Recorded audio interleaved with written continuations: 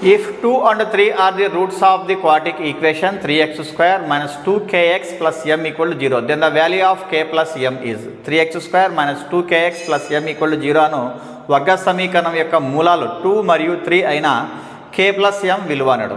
మనకి ఇచ్చింది ఏదంటే క్వాడ్రాటిక్ ఈక్వేషన్ ఇచ్చాడు, ఏది వర్గ సమీకరణం ఇచ్చాడు. మరి ఏమి 3x square minus 2kx plus ఎం అని చెప్పని ఇచ్చాయి. దీంట్లో ఏమన్నాడు కే వాల్యూని ఎం వాల్యూని యూజ్ చేసి కే ప్లస్ ఎం వాల్యూ ఎంత అని చెప్పి అడుగుతున్నాడు.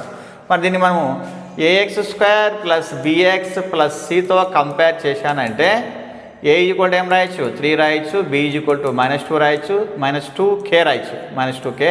నెక్స్ట్ సి ఈక్వల్ టు ఏం రాయొచ్చు ఎం రాయొచ్చు అనమాట. ఇప్పుడు మనకి 2 మరియు 3 2 మరియు 3 ఏవి మూలాలు అన్నాడు, ఏమి రూట్స్ అని చెప్పని ఇచ్చాడు.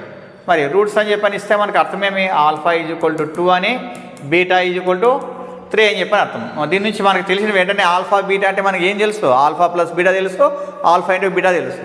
ఆ రెండింటిని యూజ్ చేస్తే మనం ఫైండ్ అవుట్ చేసుకోవచ్చు. ఎలా అంటే ఫస్ట్ ఆల్ఫా ప్లస్ బీటా రాసుకుంటా, ఏమి 2 + 3 అని.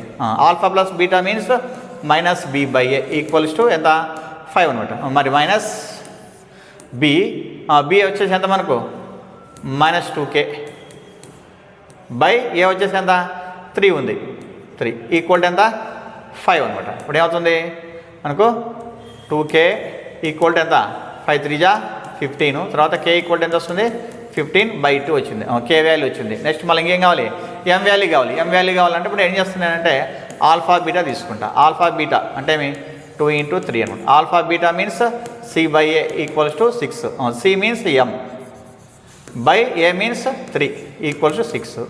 అప్పుడు m ఈక్వల్స్ ఎంత వస్తుంది 6 3 జా 18. సో ఇప్పుడు మనకేమి k ప్లస్ m కదా కావాల్సినది, k ప్లస్ m అంటే k వాల్యూ ఎంత 15/2, m వాల్యూ వచ్చేసి 18 ఉంది. ఓకే, ఎల్సిఎం ఎంత 2 వస్తుంది, 15 ప్లస్ 18 2 జా 36. 36 అన్నప్పుడు మనకు 15 ప్లస్ 36 ఎంత వస్తుంది 51 వస్తుంది, 51/2 అనమాట. ఎన్న ఆప్షన్ మనకు అంటే second option is the right answer అనమాట.